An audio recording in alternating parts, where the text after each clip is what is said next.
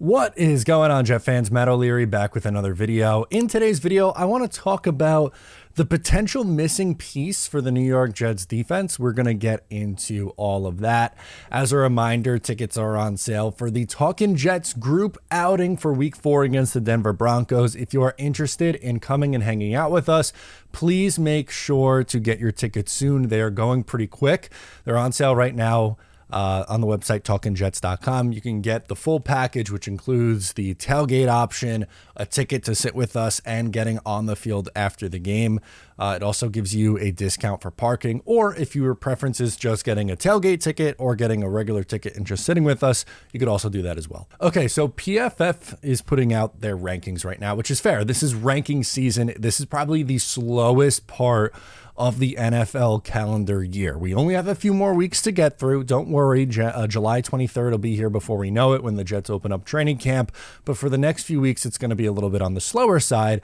And now organizations and just outlets, they tend to put out their rankings. And they had the New York Jets with the number one defensive line in football, the number one linebacker duo in football, and the number one cornerback duo in football. So that puts in perspective just how damn good this defense is. Now, when looking at the final position that was not mentioned is safety.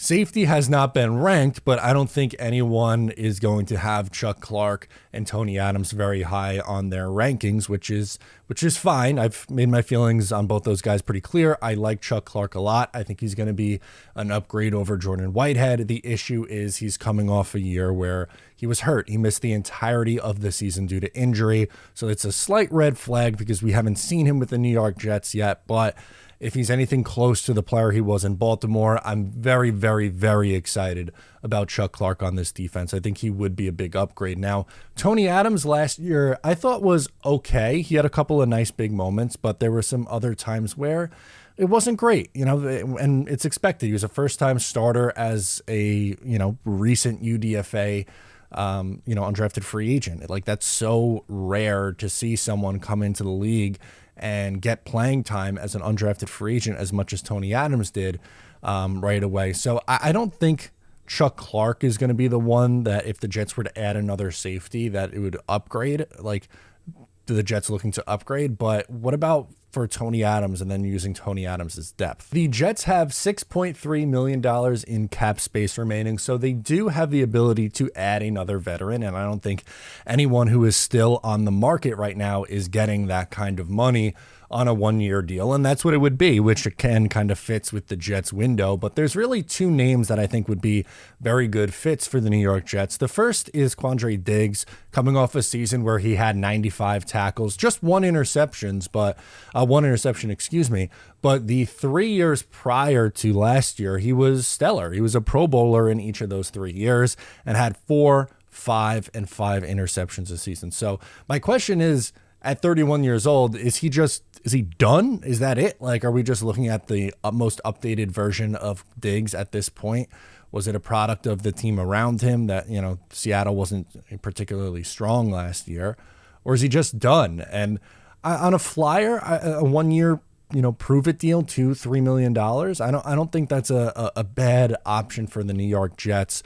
Although I think my preference of the two would actually be Justin Simmons, who's coming off a season where he had 70 tackles, 3 interceptions. He had 6 the year prior. In 2022, he led the league with 6. Second team All-Pro and a Pro Bowler, though, this past year. So second team All-Pro, like, this is a guy who still has it. He is the same age. He is also 31 years old. If the Jets could sign one of these two, I'm not against the idea. And again, my preference would be Justin Simmons. I think the Jets really like Tony Adams a lot. And Rich Cimini had a report earlier in the offseason where it was essentially the Jets feel confident in their safety group, which right now is Tony Adams. You also have to include Ashton Davis in there as well as a core special teamer and a third safety, and Chuck Clark. And they like that group and they're comfortable with it.